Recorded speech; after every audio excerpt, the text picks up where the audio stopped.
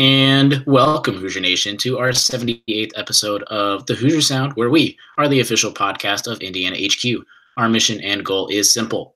We want to bring in-depth analysis and coverage for Indiana University sports to as many fans as possible across a multitude of modern platforms. We are recording this edition of the Hoosier Sound on Tuesday evening, March 5th, 2019, where I am your host, Noah Freeman, and here with me tonight, we were about to have everyone back on, but Nathan was whisked away to work at the last minute. So I'm here with my PB to my J, the Bert to my Ernie, the Mario to my Luigi, all of those famous duos, Matthew Lukens. How are you doing tonight, Matt? Hey, guys. Wish me luck. I got 2 exams, a paper, and a group project to do the next 24 hours, so yay. As he's nicely dressed up for something. But if you ever wondered how we record these shows, ever wondered how you can join our group chat as we record these shows live, catch us Tuesday evenings at 8:30 p.m. on our YouTube page or our website. If you miss us for the live broadcast, you can subscribe to our show for free on whatever platforms you listen to podcasts, so you can listen on your own time. Check out our Twitter and Facebook at the Hoosier Sound and at Indiana HQ, respectively, and subscribe. All of the information is in our website, indianahq.com. All right, Hoosier Nation, it is time for some sports talk. On the docket tonight, Indiana won back-to-back games against a ranked opponent for the first time in 2 years. They defeated number 6 Michigan State this past Saturday, and the win put Indiana back into the tournament discussion. So we're going to start with the Michigan State game, of course. Indiana won 63-62 as they closed out the game by not allowing MSU to score in the final 4 minutes and 15 seconds. Justin Smith was the standout player of the game as he recorded a career-high 24 points. His game was not to be overshadowed, though, by the play of Devontae Green, as he was key in making shots when Indiana needed them, and he had a few key defensive stops, especially late in the game. Matt, besides the obvious jubilation from winning an improbable game to make Indiana relevant again this season, what were your first overall thoughts and impressions about this game this past Saturday? I don't know if I've ever came out of a game at IU while I've been a student and been so amazed at the fact that not only did we win the game, but that we actually looked good in playing the game, and people who looked good playing in it weren't our usual contributors, right? What I'm talking about is if you had asked me before the game who were going to be our top 2 contributors, I would have gone, it's going to be one of the 3, Romeo Langford, Juwan Morgan, and Deron Davis are going to have a big game. Deron had 2 points, Juwan had 7 points, and Romeo had 9 points, and we scored 63 points total.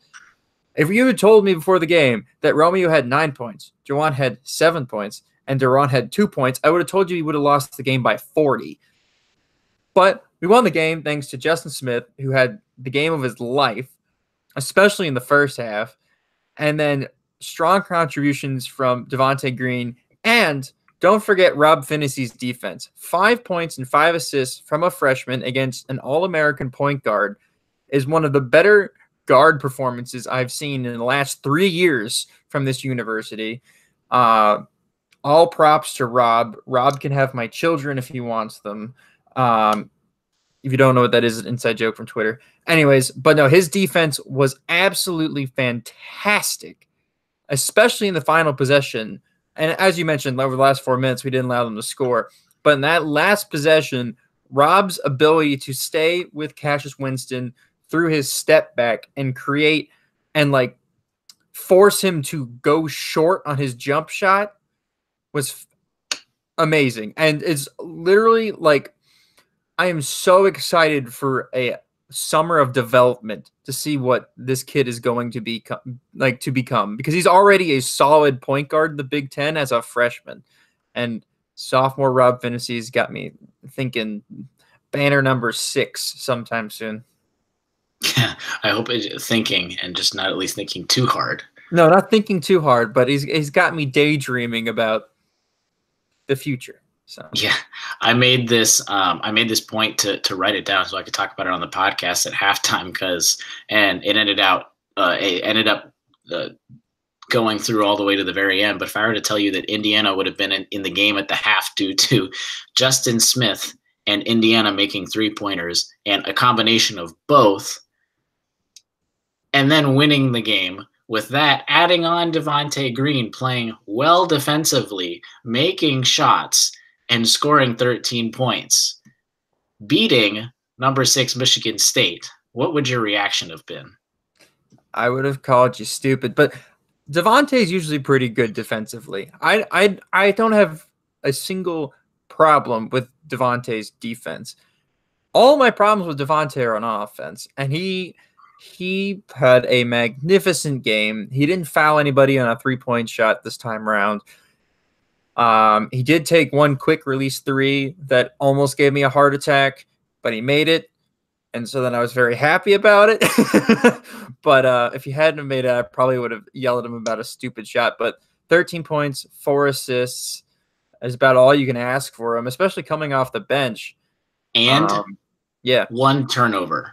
Yeah, 1 turnover. Yeah, he played up to the competition. Now, if he can keep that up, which is a big if he can keep that up, that is going to be major for us for the rest of the season. Having 2 solid point guards out there on the floor, you can definitely see how well Archie Miller's system runs with that. Also, big props to Al Durham. Played great defense the whole game on Matt McQuaid, who is Michigan State's absolute sharpshooter. Made sure that he didn't get any shots off for the most part. I think McQuaid only had 6 points, which is definitely lower than he usually has. It's usually a bigger portion of their offense.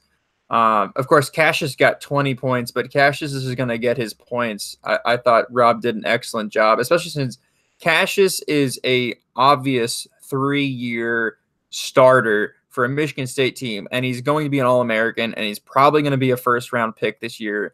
And Rob Finney held him to 20 points and made him miss the final shot. I can't believe Cassius Winston actually played 38 minutes. That's insane. That's a lot of time on the court. I guess Romeo played 37. And that's something that's a little bit underrated about Romeo. Romeo is always on the court. He's always on the court. He plays for at least 90% of the minutes every single game. And so I think that's something that NBA teams got to look at is his conditioning. And that's props to the coaching staff and Romeo himself for putting in the work this summer, because it's paying off now for his ability to stay in games. Yeah. Yeah. Yeah. I lost my train of thought. That's okay. You were talking about Romeo, and it's funny, the 3 minutes or 2 minutes or even 1 minute that he sits out during a game. It's funny because there's always some sort of Twitter explodes being like, why is Romeo Langford off the floor? Why do we not have so-and-so off the floor? It's like, let him have 1 or 2 minutes a game just to sit down and catch literally one breath. But you were we briefly talked about the turnovers, and that was a huge part of the game. IU only had 8 turnovers. Each player, well, we had all of the starters had at least 1 turnover. Romeo Langford was the only player to have 2 turnovers on IU. No one else had more than that. And you only had Deron Davis having 1 and Devontae Green having 1. So everyone kept the turnovers down, which is something that you had to do, literally had to do, to try and have a chance at beating Michigan State, since they're really good in transition, especially since they're a more wounded Michigan State team, that they were going to try and get a lot of points off of transition really quickly. Then you talked about playing lots of minutes. You look at Michigan State's side. Basically, their starters played the entire game and the entire game. Their bench, they only went into 3 players in the bench. 1 player only played for 2 minutes, so that doesn't count. You had 2 players with only 10 minutes. So the rest of their starters played 38, 38, 36, 34, and 32 minutes, which you could talk about with Tom Izzo, how he wanted to try and structure that by the end of the game. But it helped IU out because Michigan State didn't score in the last 4 minutes and 15 seconds. But swinging back around to the turnovers, going to the Michigan State side and praising the Indiana defense, Cassius Winston, 3 turnovers, which was all attributed to good defensive play. I don't think I can't remember at least, but I think at least most of those turnovers were good defensive plays and not just mistakes from Cassius Winston. Goins and Henry both each had 4 turnovers. Tillman had 2 turnovers. And so Indiana's defense was doing some great stuff, only had Michigan State to 62 points when Michigan State likes to score a lot more points than just 62. But Yeah. we talked about point guard play, and you almost glanced over Al. I'm glad you went back around to him because, of course, Al's not having the best offensive games as of recent, but man, you have to keep him out on the court at least half the game just because he doesn't get the points on the offensive end, but he definitely stops a lot of points on the defensive end. Yeah, we had an incredible amount of steals. Like the most amount of steals I think I've seen since I've been here at IU. We were just batting away passes in the passing lane. We were getting after people's dribble. It was honestly amazing to watch. And Al's long arms and big hands were definitely a big part of us winning the turnover battle, which is not something that you see very often in Assembly Hall. Yeah, especially recently. In terms of steals, Al actually only had one steal, but he was definitely a guy that disrupted passing lanes and forced other people to get turnovers. But I talked about his at least slow or not as good offensive outing, but the 3 points he did make was a 3-pointer, and every single 3-pointer Indiana has made in the last few games have been crucial 3-pointers. In the midst of the losing streak, when Indiana was losing bad, it was the other team making those 3-pointers to basically seal the game and put Indiana away. And now Indiana's starting to make a couple 3-pointers. And no, they're not scoring a ton of 3-pointers. Well, this game they had 9, which is a fair amount, but they're not scoring a ton. But I think the key part, at least, is that they're scoring them at crucial times. Would you agree? Yeah. They definitely look like they're shooting them with confidence. And this team has an aura about them. Like they know they're going to go out there and win, and somehow they're going to do it. In some way they're going to do it, and they don't know how, but they're just going to get it done. And when they have an open shot, if it's at the 3-point line, the 2-point, inside the, 2-point line, in and around the circle, if it's a layup, if it's a free throw, I'm almost expecting it to go in clutch moments after these last 2 games. I thought Duran was going to make that clutch free throw there on his and one. He didn't, but it didn't end up mattering anyways. But man, IU's trying their hardest to give me heart attacks these last couple games, I swear. At least make it interesting, if anything. I thought it was funny, though, if you listen to Crimson Cast, I think it was last week after the Wisconsin game. It was sometime recent, though, that they were talking about how Justin Smith needs to stop shooting 3-pointers. Can they say that on all of their podcast episodes from now on, please? Yeah, motion to keep doing that. I've always said Justin should just take a couple of 3-pointers, even if they don't go in. At least like the threat of him taking a 3-pointer is enough for them to like drag the defense out just a little. If he were to do that again in the Illinois game, I would see a definite difference in the way our offense runs, just because teams are going to have to start guarding him at the 3-point line if he keeps keeping this up, which means there's more space for Jawan and Duran and Romeo to drive into. Which will definitely make our offense a lot better. Yeah, he definitely, like you said, he looked much more confident. He was stepping into shots. It just looked so much smoother. He caught the shot and he shot it just like it was in practice or something like that. And of course, Tom Izzo's going to sag off of him because he made 4 3-pointers in the entire season, and he got upset on that at the press conference. And I don't blame him, because you have a guy that makes 4 3-pointers this entire game. He basically doubles that on the entire season. But credit to him, whatever he did, whatever his mental state was, whatever he did in the gym or whatever, all of it, credit to him to literally stepping up and making those 3-pointers. I feel like that's literally the opposite of what happens, like what has happened to us this year. I feel like if you go back through our losing streak, especially that Northwestern game where the guy has scored maybe 20 points all season in garbage time, and he comes on and scores 26 points for Northwestern, and it's just shooting lights out. Or, Bohannon just decides to go absolute Blaziken and just shoot 3-pointers one-handed from the, logo. I mean, like that's been our season so far, and then here we are with Justin Smith doing it against Michigan State. It's like it's going against all laws of physics and what's been happening this season. And I really, honestly, I'm supposed to know what to say about it, but I really don't know what to say other than please keep this up, Justin. The only part that I can say is just we're finally starting to get some bounces after Yeah, all of 2019. Basically, we haven't gotten anything other than both Michigan State games, and even Wisconsin. I think Wisconsin was still a tough game, and yeah, it was. We should have played much better. But I think this was the best game that we've played in the last 2 months, and I that's not, that's not going out on a limb too much. I think the best game we played this season was that Marquette game. But if you're going to look at the rotation from that Marquette game until now, you're going to see a way different rotation. And that's just something I wanted to talk about, which was that Race Thompson only played 1 minute in this game. I expect his minutes to go up. Zach McRoberts played 3 minutes. I expect his minutes to go back up again. I think the reason why they didn't play so much is because Justin Smith was playing so well and just had to leave him on the floor, like just played 34 minutes.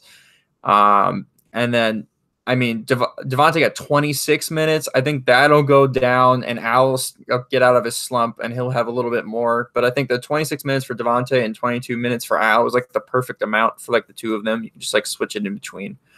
I do think that this rotation, Juwan Morgan, Justin Smith, Romeo Langford, Rob Finney, Al Durham, Devontae Green, Deron Davis, Zach McRoberts, Race Thompson, is about all we will see anybody play for the rest of the year, knock on wood, barring injuries to anybody. I think Archie has finally found his 9-man rotation, 3 months into the season. And 2 games before the end of the regular season. 2 games before the ending of the season. 2 games before the Big Ten tournament. I think we finally figured out our rotation. But it's definitely nice to see. We're a deep team now that everybody's back from injury for the most part. Of course, I would still love Jerome Hunter to have been in this rotation. And little surprise moment was I think Eddie Cotton, IU Media student, tweeted out pictures of Jerome practicing shooting, and his shot looks so great. So I'm excited to see him next year. But no, this rotation definitely is what it's going to be for the rest of the year. I think we found our 9 guys that Archie trusts. Yeah. And the one point that I did want to make on the more sour end of this Michigan State game that almost that we forgot about just because of the ending that I don't know if it's going to change because it hasn't changed, but it 100% needs to change against Illinois and Rutgers was, again, Indiana had another slow start. They only had 2 points in the first 3 minutes and 31 seconds. And if it wasn't for Justin Smith, and man, I love Justin Smith. He showed he showed on Saturday how athletic he can be and how good he can actually potentially be. And he can do that consistently, has a higher end of the ceiling. But where he is right now, you're not going to get that every single game from Justin. And if it weren't for him, no one had scored. Listen to this statistic. Not one IU player scored a field goal, not free throw, a field goal until the 5-minute and 29-second mark in the first half. It took 14 and a half minutes for someone other than Justin Smith to score a field goal. Justin started out with IU's first 13 of 14 points, then 16 of 21 points, especially against Illinois, because we're going to talk about this a little later. This is not an easy game whatsoever. Multiple people, at least 2 people need to come out more than just 2 points in the first 3.5 minutes. Yeah, definitely. I'm not too worried about the slow start. I think they were focusing more on defense. And especially if Justin's playing with confidence, I feel like, again, it'll open up the lane for people and we won't have that slow of a start again. But to be fair, Michigan State also started slow. So thankfully, we can have slow starts as long as we're holding the other team to slow starts. It's fine. We're playing slow basketball, people. We've become the new Wisconsin. Hey, we beat Wisconsin at their own I know game. we did beat Wisconsin, yeah. Steals, by the way, before we go to the next thing, you talked about steals. IU had 10 steals, which Yeah, was I don't remember the last time we've had 10 steals. double-digit steals. Let's before we get into the next segment, we usually will now do who won the week in the IU sports on the past week, because we changed to this segment just because we were in the midst of the however many game losing streak, however many 12 of 13 losses, and we just wanted to talk about some more positive things. But I think it's good to look at some of the other sports besides this one specific sport we're talking about each week. So Matt, who won the week for IU sports in the last 7 days? I'll leave you the swimming, but I'll talk about the women's basketball program. Just absolutely destroying Purdue on Sunday. I talked about it on the Hoosier Sound off. Go check that out because I put some work into that. But yeah, they won by 20 points on Saturday against Purdue. They were winning by 30 something at one point.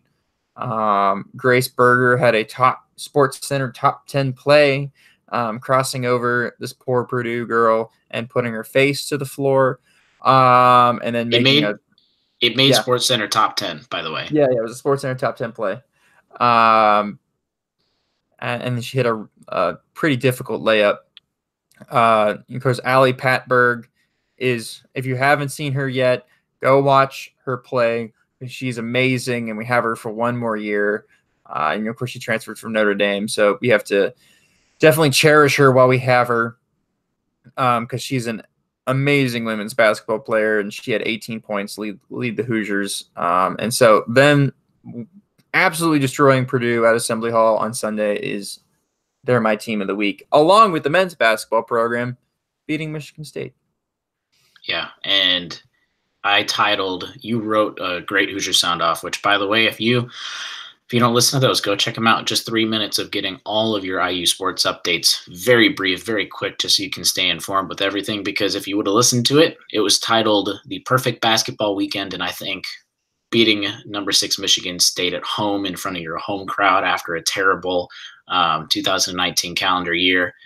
Then the women's team beats Purdue by 20 points. I think that qualifies as the perfect basketball weekend. But then if you also listen to the next part, Matt goes in to talk about how the men's swimming and diving program had their Big Ten championship this past weekend from Wednesday all the way to Saturday.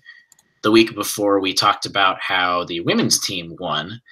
The men's team a week later did the exact same thing, and Matt went through and looked at all the statistics and everything. And this is the first time in program history that both the men and the women won the Big Ten championship in the same year. This is the third year in a row that the men have won the Big Ten championship. As of now, they're ranked number 2 in the country. They really should be number 1, but that's for another discussion later. They're going to head into their version of the NCAA tournament, basically really strong, making to look instead of last year, basically the men's swimming and diving team were going to get into the championship, but they were going to compete, but they weren't expected to win. I think this year they are not expected to win, but they're definitely right there. Number 1, number 2, they're going to be at least someone to be favored to make a lot of noise in the championship. Absolutely. But let's get into the NCAA tournament talk. When was the last time that we have seriously talked about the NCAA tournament? Because you could talk about the beginning of the year, but that was so far at the beginning of the year. We couldn't talk about it last year.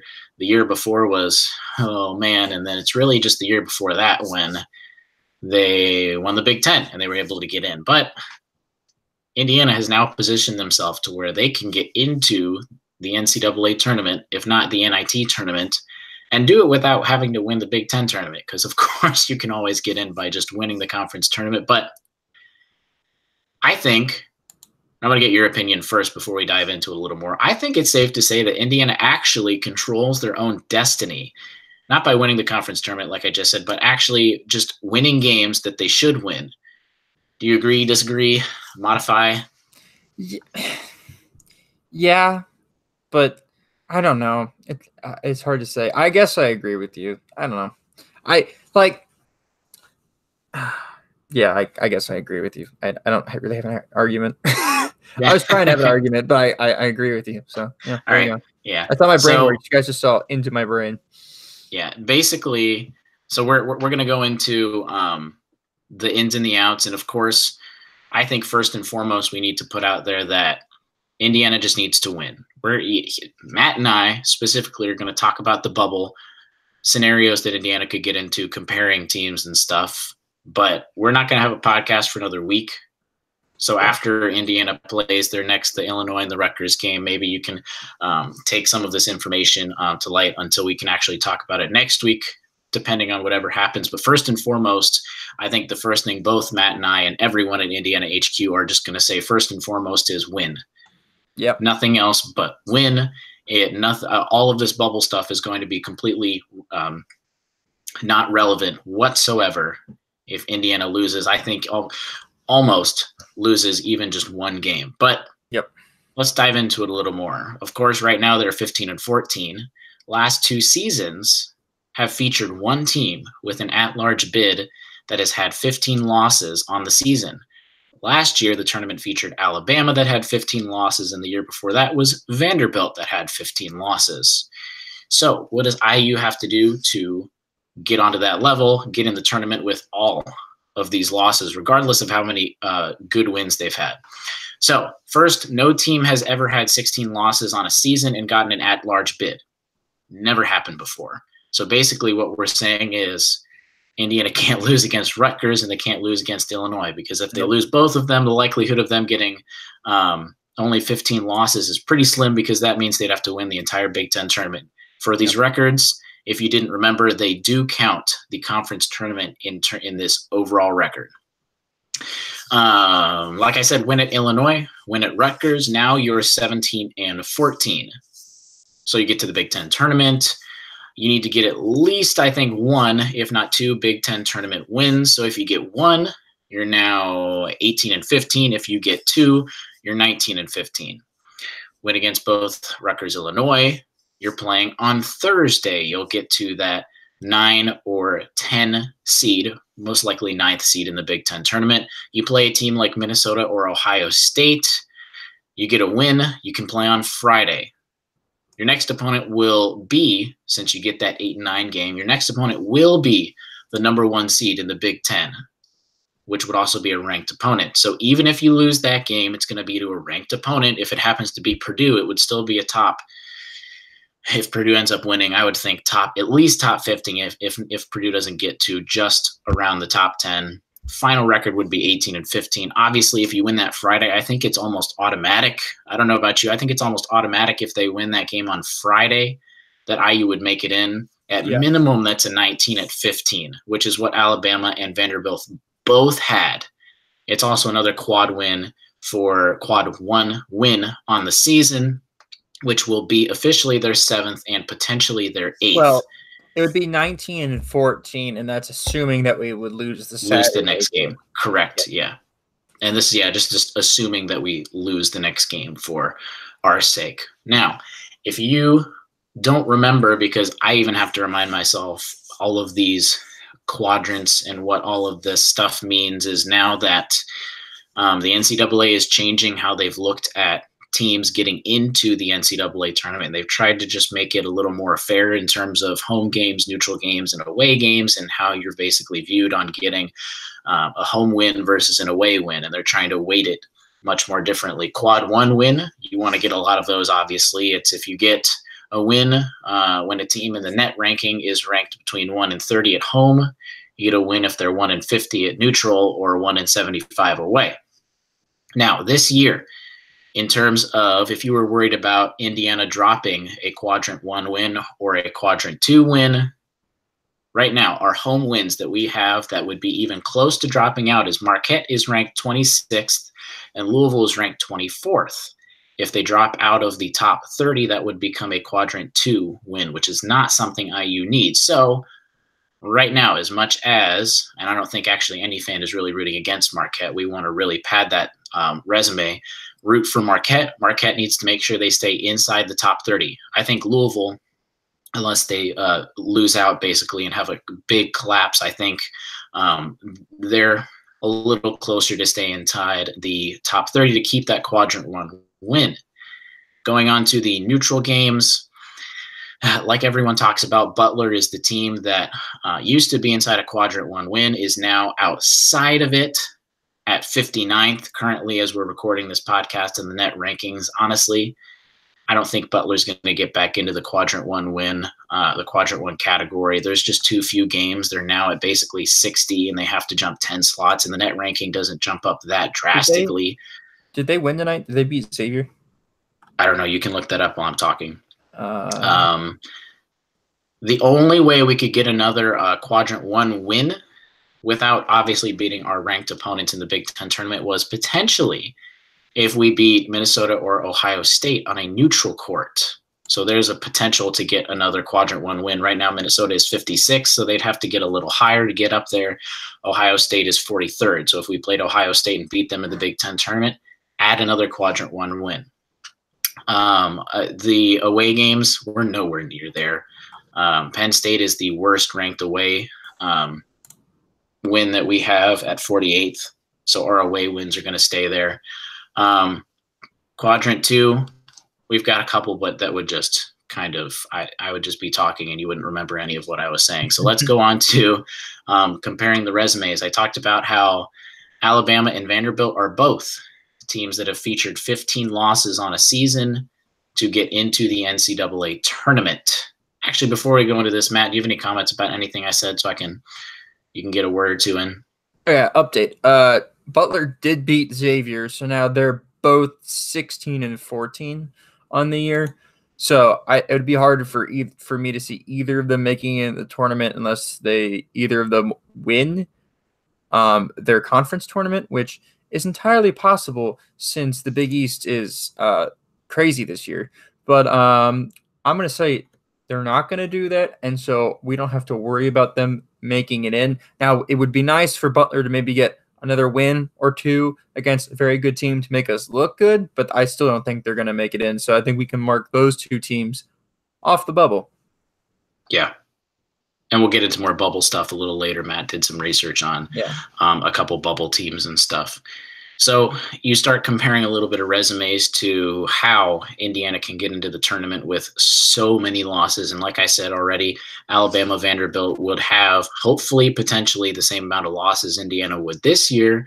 So how does the rest of their resume basically compare to everyone else? So in terms of quad one, quad two wins, which is really what you want to look at, unless you had quad three, quad four losses, you want to look at how many quad one, quad two wins both teams had, how many of those quad two losses became quad one losses, because if you had more quad one losses, obviously you're losing against better teams, and that's going to go less against your record than if you lost to worse opponents. So this is the first year of the net rankings. So it's kind of hard to officially compare to last year's Alabama team and 2 years ago's Vanderbilt team because officially everything has changed. So what I did was I did the best I could to use last year's group thing that they did last year for basically the only season. And then 2 years ago, they used to use, so I kind of lumped the RPI in with the group / quad wins.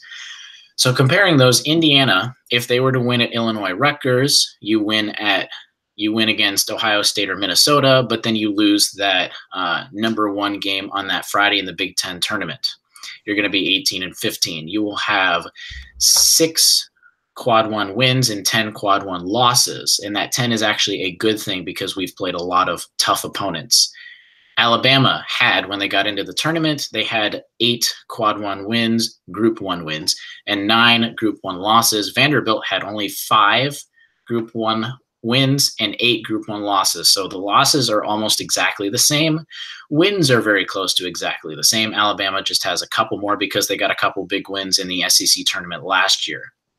Quad 2 / group 2 is actually very, very similar. IU would be 3 and 5 for quad 2, 3 wins, 5 losses.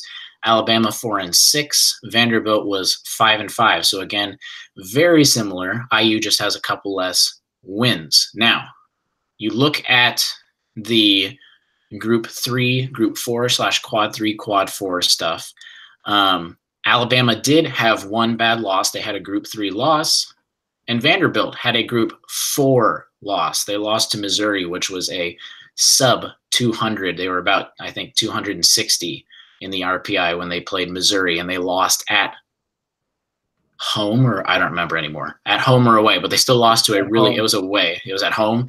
So even worse, they lost to a really bad team at home, yet they still get in the tournament with such a bad record. Then to add this more to Indiana's side, Alabama was a 9 seed last year, which is pretty comfortably into the field.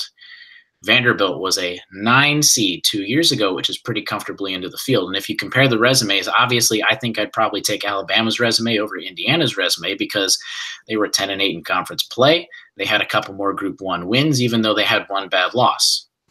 But again, they were very comfortably into the tournament. Right now, Indiana's not trying to get comfortably in the tournament. They're just trying to get into the tournament. Vanderbilt, I'd take Indiana's resume over Vanderbilt. IU has more quad 1 wins, no bad losses, even though Vanderbilt had a better conference record, and Vanderbilt was still a 9 seed. So, you have any comments out of just all of the loads of information that I just put out there? The Alabama case is interesting to me because when I'm trying to think back to it, they also had a NBA first round talent. And I think when the selection committee is really looking at selecting teams, they're also looking at what players they want to see play in the big dance. And I think having Romeo Langford on our roster is going to be a plus when it comes to when the committee looks at it, because they're going to have like a checklist, and I'm sure they'll do blind resumes and whatnot. But having, a future first round, lottery pick is definitely something that the committee wants to see in March. And so I think that's very comparable between Alabama and us. Also, when it comes to Alabama's quad 1 wins, I believe they had a win against Kentucky, which would be similar to us having a win against Michigan State. And then if we can get one big win in the Big Ten tournament, I think then both of our resumes will be very comparable, and we should also be looking at somewhere around a 9 to 10 seed. Yeah, and Alabama also got to the SEC tournament title game and lost to Kentucky there too. So they went pretty far to pad their resume, and we're just talking about winning 1, if not 2 Big Ten tournament games. Vanderbilt, I don't think they got to the tournament title. I think they got to the second to last day or something. I know they won a couple games, but either way. A tournament run will definitely help IU, and I think both those resumes and instances really amplify that. Yeah, I agree. So, and I also threw in here, just for your information, Big Ten tournament scenarios before the Illinois game. Currently, Indiana is the 11th seed currently, but their highest possible seed will be the 9th seed. They can't go any higher than that because the teams above that just have too many wins compared to IU, which then at the 9th seed, they would be playing Ohio State or Minnesota. Achievable by winning out, no extra help. So we don't need anyone to lose necessarily to get that 9th seed. All we got to do is win, and we jump ahead of Illinois and Rutgers because we would win those tiebreakers against them. The lowest seed that we could possibly get is the 13th seed. We can get the second to last seed if we lose out and have some help from the bottom, which I don't think is going to happen, but I just threw it in there. We can get as high as 9, as low as 13. Yeah. To get the 13th seed, you want teams like Wofford and VCU and Gonzaga and Nevada and Buffalo to win their conference tournaments. Because if they do that, they get the automatic bid, which means that bid from that conference goes to a team that was already going to probably be in the tournament as it is anyways. So then you can select another team like Indiana, who is on the verge of getting in but needs some help, and that help would be root for the number 1 seeds in conference tournaments to win their tournaments. Yeah, and to be clear, I meant Indiana can get as high as a 9th seed in the Big Ten tournament and as low as a 13 seed in the Big Ten tournament. I apologize if I didn't make that clear. Yeah. But I'm also just saying at the same time. Correct. Yeah. Yeah. So in terms of, Matt just alluded to bubble watch, how you want those. those lower conference opponent teams to win so that they don't steal at-large bids. Who are some teams that you see before? We're going to talk about this more next week just because, of course, we're going to be after the regular season play. The conference tournaments are going to start. So conference tournaments are all going to be finished for some of these other conferences. So next week, we're going to talk a little bit more about the bubble because we'll have a better and bigger picture about where Indiana might actually slide if they can actually win these last two games. But who are some bubble teams that we should look at? Follow, watch? What should Indiana be looking at around the bubble teams? Sure. So my first bubble team is the St. John's Red Storm. I believe right now, I don't have their record up in front of me, but I believe they're either 19-11 or an 18-11 overall, but they're 8-10 in Big East play. They've lost 3 of their last 4 games. And at one point, we thought they were going to be a lock for the tournament because they had beaten Villanova and Marquette. They beat Marquette twice. They beat Villanova once. But they have a 6-6 record against quads 2 and 3, which is kind of bad. Even though they have a 6-4 record against quad ones. So if you want IU to get into the tournament, you got to root against somebody like them. Also from the Big East, Seton Hall. Basically, you have to root against everybody in the Big East except for Marquette and Villanova, because Marquette and Villanova are making it in the tournament. You want the Big East to be as small of a league as possible making it in, which means like you want 2 teams to make it in. If you see a 3rd team make it in, that takes a spot away from Indiana, that we could definitely use. Also, root for Texas to lose.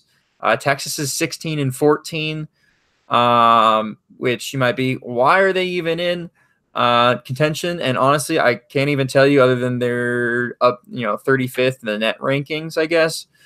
But and Texas, honestly, people aren't even talking about them being a bubble team right now. They're talking about them being not comfortably, but relatively comfortably in the field right now, which is very interesting to think about as a 16-14 record. Right. You want them to lose. So Texas, you want them to lose. When it comes to Oklahoma, they're probably fine. You want TCU to lose. I'm scrolling down this list. When it comes to the Big Ten, you want teams to look good, and you want the good teams to look good. So you want to root for Purdue against Minnesota tonight, and Purdue's losing at Minnesota tonight, pulling an absolute Purdue move. You want Ohio State to lose, and you probably want someone like Iowa to lose, and have their record be kind of shaky. Even though they did beat us twice, we should be able to overtake them with a good run in the tournament. When it comes to the Pac-12, I want to say that you want only one team to make it in the tournament. So you probably want Washington to make it in, because they're probably going to make it in, because somebody has to make it in for the Pac-12 because somebody's got to win their conference tournament. But you want Washington to win their conference tournament so that nobody else does. And you want Arizona to have an early round loss in the Pac-12 tournament. You got anything to add so far, since I'm running through a lot of names and teams? No, basically that, just to sum everything up, have those Pac-12, Southern, American Athletic, all of those mid-major conferences. Look at the teams that are at the top. Like you said, Washington's at the top of the Pac-12, VCU's the top of the Atlantic 10, New Mexico State's the top of the Western Athletic, Utah State, top of Mountain West, Villanova, top of the Big East, Belmont, top of the Ohio Valley, all of those teams within the next weekend, because a lot of these conference tournaments will happen this next weekend. So this is an important time to actually follow those games and follow those outcomes. Root for those teams to win, because if they lose, or like say Utah State, who is 30th in the net ranking, say they lose, but they get an at-large bid, then that takes away something from Indiana. And I would add, Rob from Indiana HQ did put out a great article about following Indiana and their bubble watch. Basically, it gives you all of the information top to bottom in any scenario that you could have imagined, and bubble teams to look out for and who to root for, what games specifically to look at, and even in the Big Ten. So check that out. Yep. I think the last team I want to talk about is Temple from the American. So the Americans probably got 2 teams going to the tournament, Houston and Cincinnati. Houston being a top 10 team, Cincinnati's a top 25 team. They're both definitely comfortably in the tournament. UCF just beat Houston, and they were on the bubble. But I as long as they don't have some shocking loss, I assume that they'll also be in as well. But Temple, on the other hand, doesn't have a quad 1 win. And no, they do. They do. It's against Houston. Sorry, they have 1 win against Houston. My bad. Sorry. They have 1 quad 1 win against Houston, which is a good win, not going to lie. But they're going to have to go and run through their tournament for them to get into the big dance. And so you're going to want Temple to bow out early in their conference tournament. So, yeah, basically, sum it all up. You want the teams that are on the bubble to have a terrible next, 7 to 8 days. Because if that's what happens, then it opens up the door for IU. And that goes for teams in the Big Ten too, like Minnesota and Ohio State and Iowa and Wisconsin and Maryland. You want some upsets in the Big Ten tournament, definitely. Yeah, in the Big Ten tournament. Yeah, those bigger ones. To make, let's say, Indiana, which, heaven forbid, they lose one of the next 2 games. Do you think they just need to win 1 game, or do you think they need to win 2 overall between the regular season and the Big Ten tournament to get into the NIT? To get in the NIT. NIT. We're going to the NIT. Yeah, you have to win 2. 2. You got to win 2 to make it in either tournament. But in order to get an NCAA tournament, you can't lose. You got to have like a 4-game winning streak going into the conference tournament. And then you probably have to win your conference games. You have to have like a 5-game winning streak, which I know is crazy to talk about after this last 2 months. But yeah, IU's definitely got to win. To get in the NIT, you have to win 2 of the next 3 games. Yeah, there's the stipulation you talked about, having a 500 record. I think they took away officially that rule, but it's still kind of a unspoken rule that you need to have at least a 500 record to get into the NIT. But I don't remember what else I was going to say. Let's go on to, you have any last comments about all that before we go on to some questions? No, but I think I've talked long enough, and I'm sure half the podcast listeners are asleep. So I'm sorry, guys, if you're awake. Let's get into some questions that we sent in, and there's a lot of variety of these, so stay tuned through all of these, because we're even going to talk about the women's team because they're getting into their conference tournament this weekend. Let's start up with Blake, since this kind of goes with our basketball team within the last couple of games. What players have to step up on a consistent basis for IU to make the NCAA tournament? I'll go quick and say, or no, I was going to use this player for the next question. I'll let you take this question. What was the question? It was what players need to players have to step up on a consistent basis for IU to make the tournament. Justin Smith, Devontae Green. There you go. The 2 guys, the 2 good and bad sides, basically. Justin Smith got multiple answers because he needs to be consistent in every single game. Devontae can do what he wants, honestly. Like, he could be kind of hit or miss. But no, Justin Smith is the major one. We can get around Devontae playing poorly easier than we can Justin playing poorly. Right. We can have Devontae play poorly as long as we get Al Durham back, like the good Al Durham back, the one that was not in a shooting slump, but at least in terms of offensively. Right. Offensively, if he's fine defensively. Offensively, though, if we can get him back, that'd be nice. So. Yeah. By the way, Duke almost lost to Wake Forest. We are recording it live, obviously, and they lost by 1 to Wake Forest. So interesting. Next question, Nathan. He sent in a question since he couldn't get on the pod tonight. Who will be IU's player of the game at Illinois? So again, that game is a couple days, Thursday, 8:00 p.m.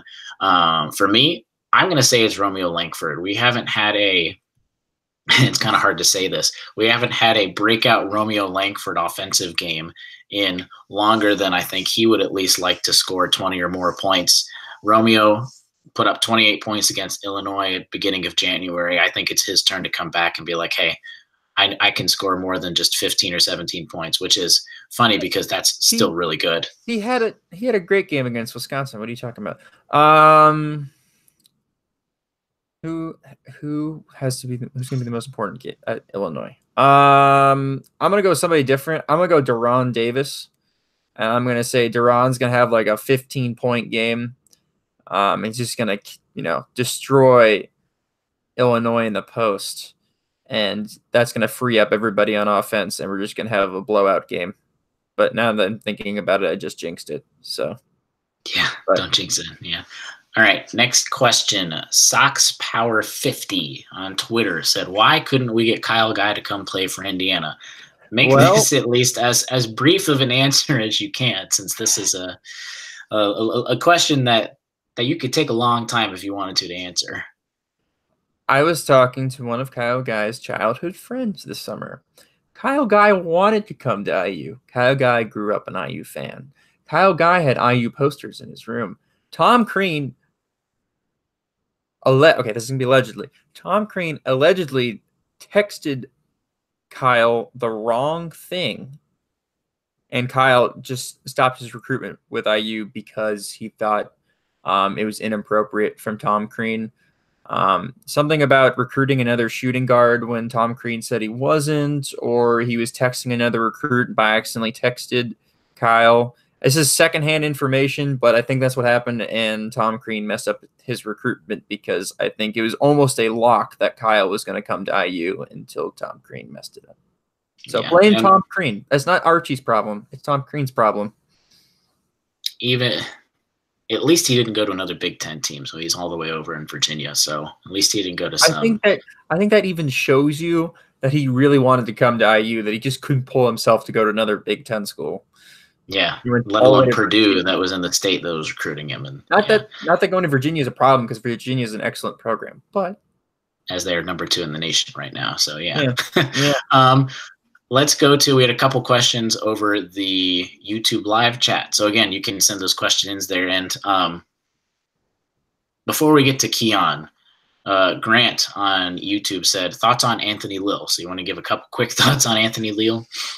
Sharpshooter from Bloomington. Would love to see him play at IU. There you go.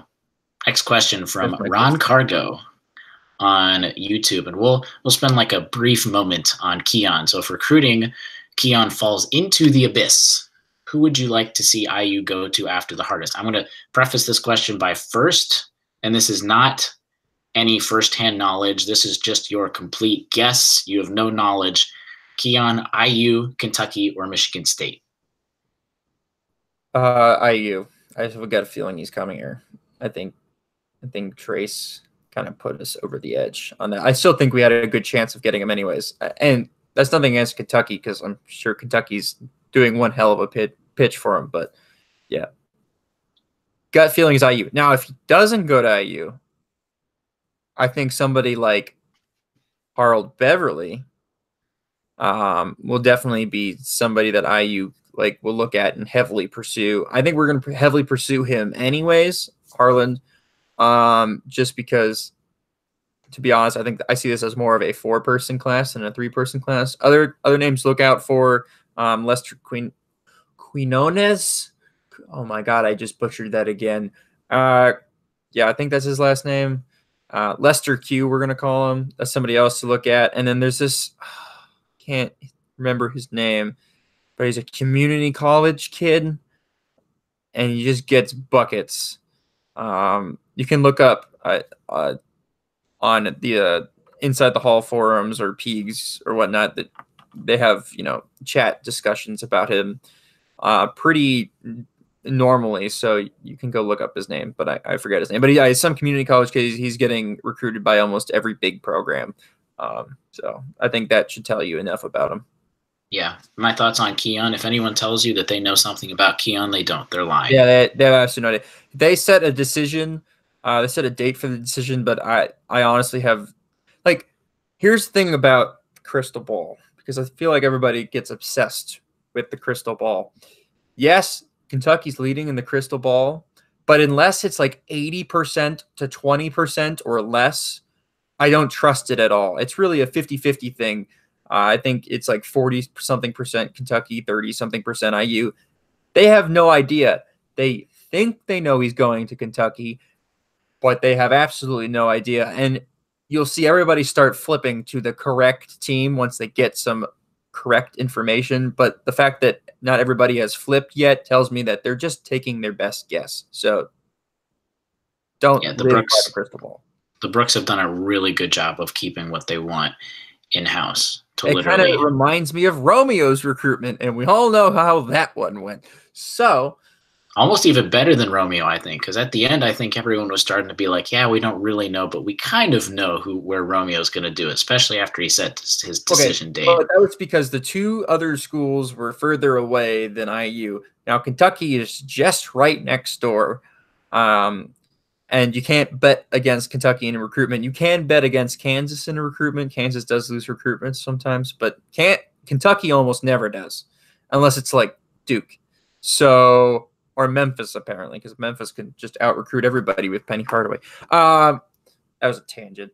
But yeah, I mean, honestly, yeah, I'm scared about Kentucky. I am not so scared about Michigan State anymore. And I do think UNC is a bit of a possibility, but unless Cole Anthony commits in the next week to convince Keon, I don't see that happening. Yeah. Yeah. All right. Yep. Let's go into the next question, which, by the way, for the Keon part, if he ends up picking IU, that's a terrible time in terms of talking about it on the podcast. So if he ends up picking IU, we're going to have to figure out a time when to actually talk about it. It might have to be later during the tournament season. So we will talk about the Keon Brooks thing regardless, whether he goes to IU or not. It'll just not necessarily sure when, because if his decision date the next day is the beginning, the next Tuesday we have is literally the middle of Selection Sunday and the tournament starting. I'll do an emergency pod about it. I will step up and do that. I'll do it by myself if I have to. All right. I will talk about Keon if he commits. If he doesn't commit, I will be crying into my pillow at home. Anyways. There you go. All right. Last question. Do you have any predictions from Ben on Twitter? Do you have any predictions for the women's basketball team in the NCAA tourney potential? Give a little bit of background if you aren't following the women's team just 100% right now. Right now they are number 10 in the Big Ten tournament. They are facing number 7 Minnesota Thursday at 6:30 p.m. They lost to Minnesota earlier this season at home, 65-61. So it was a close game. If they win that game, they will play number 2 Iowa on Friday at 6:30 p.m. And if you remember, they beat number 10 Iowa 65-63 at home earlier this year. That was one of their big wins. Right now, Charlie Krim on ESPN has IU as an 11 seed and is the last 4 in. So they're kind of on the bubble, but isn't likely I don't think they need 100% need a win, but I definitely think a win over Minnesota will more or less kind of seal it for them. At least I would hope so. Potential. I think it's hard to say just in the women's bracket, since the women's side of the NCAA basketball is just so top heavy. But you obviously saw that this women's team can beat 2 highly ranked opponents this year, and they have the ability to win, but they also have the ability to lose. So it kind of depends on who they draw. I think a first round win is possible, but after that, unless they draw a team that just upset a previous team, it's hard to see exactly where they might go. Do you have any comments? Insightful analysis by you. They have the opportunity to win, but they also have the opportunity to lose. Hey, it's where Indiana basketball is everybody. This year. Hey, it's where the men's team is too. They've beat a lot of great teams, but they've also lost to some questionable teams. Yes. I do think if they get one more, if they get one win in the Big Ten tournament, they should be in. I'm gonna say if they don't win, I think there's probably, since they're the last 4 in, Were they first four as last of one? ESPN bracketology. So I take mean, what you but will. they're more knowledgeable about me about the women's bracket, anyways. So I'm gonna take their advice for it. But I think if they lose, it can be a tough chance they make it in the tournament. They're gonna need some help. But if they win, then we should be in the tournament. And I do see this team as having a potential to maybe make it to the second weekend if it gets a favorable side of the bracket, because I do think we've had the potential of knocking off teams, and we've been playing pretty well as of recently. So, especially beating a pretty decent Purdue team. So yeah, there's my insightful analysis on that one. I'll leave you with this. Plan 6:30 to like 10 or 10:30 on Thursday evening. Watch IU basketball. Women's right into men's. It'll overlap too. But Yeah. that about wraps it up for our 78th show of the Hoosier Sound. Thank you guys so much for joining us. We really appreciate your support. I will be back this Friday for another edition of the Hoosier Sound Off. Thank you to our live audience for coming out and participating in the chat, because we got a couple questions from that chat. Make sure to stay tuned through updates on Twitter at The Hoosier Sound. Subscribe to us on YouTube or however you listen to podcasts. And visit our website, indianahq.com, so you can get just all that information in one place. As always, send us your questions to the audience. So be sure to comment, chat, send us a message at admit@indianahq.com on what questions you got. We'll get them on the next episode. Lastly, if you enjoy our show, leave us a review, tell a friend, share our links. Your support really helps us grow this podcast so we can reach more passionate IU fans such as yourself. But as always, thank you for listening, Hoosier Nation, and we'll see you next time. Peace.